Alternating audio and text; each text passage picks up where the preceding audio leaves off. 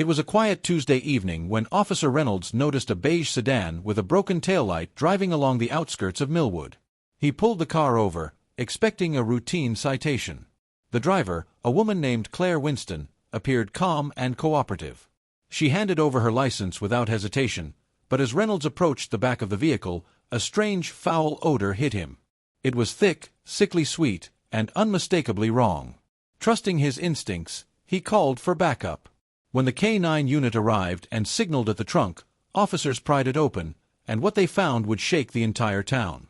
Inside the trunk were two large, tightly sealed black garbage bags.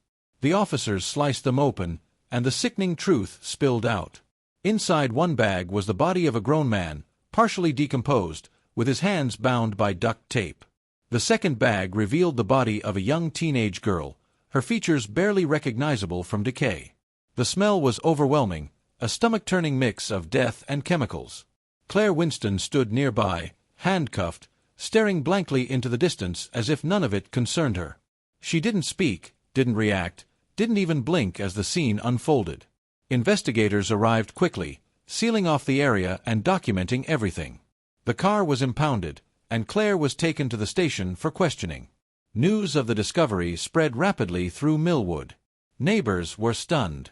A woman they saw every day at the hardware store was now at the center of a horrifying double murder. Investigators immediately turned their attention to Claire Winston's home, a modest one-story house just a few blocks from the town center. From the outside, it looked ordinary: flower beds, a welcome mat, curtains drawn. Inside, everything was spotless, almost obsessively clean.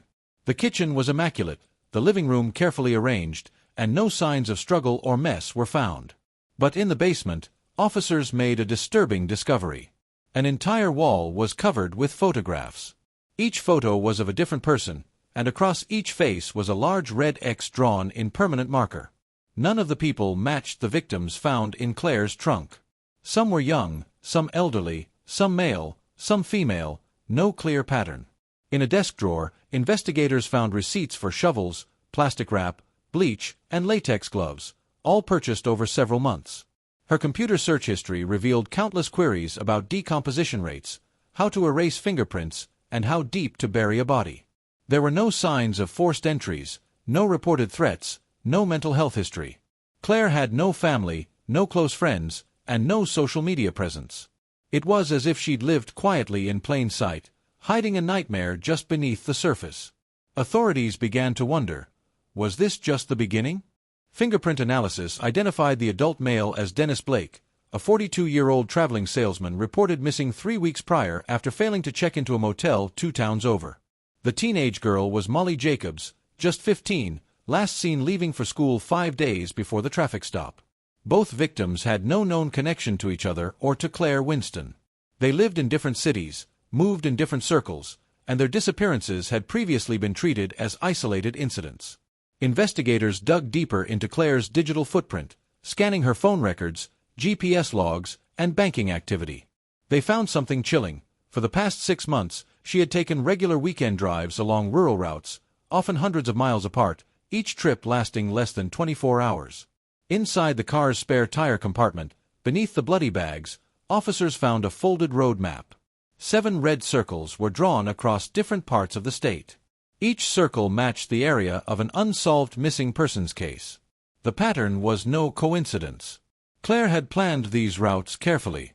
Investigators began coordinating with law enforcement in each marked region, and within days, 3 more shallow graves were uncovered, each containing human remains in varying stages of decomposition. Claire's silence made it impossible to confirm how many victims there might be, but the evidence suggested a methodical, calculated killer. What disturbed investigators the most wasn't just the planning, it was the randomness. No links between victims. No specific type. Just people who vanished after crossing her path. Claire Winston never spoke a word after her arrest. No confession, no denial, just an eerie silence that made the case even more unsettling. Psychiatrists evaluated her and found her mentally competent but emotionally detached.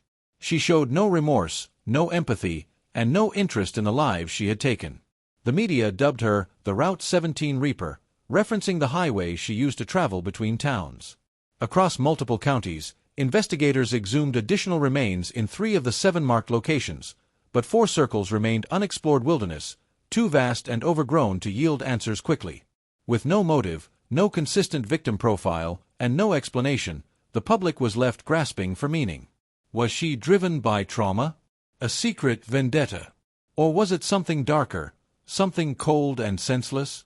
Her trial was swift. The physical evidence was overwhelming, from the bodies in her trunk to the purchases and travel logs. The jury took less than 2 hours to find her guilty on all counts. She was sentenced to life in prison without the possibility of parole. Even during sentencing, Claire remained blank, staring forward as if disconnected from the reality around her. What haunted the investigators and the community wasn't just the crimes, it was how invisible she had been.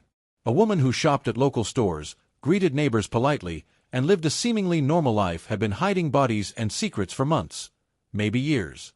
The case was closed, but the questions it raised would never be answered. How many others had she taken? Why did she do it? And how long would her silence echo through the lives of those left behind? The town of Millwood would never look at a quiet neighbor the same way again.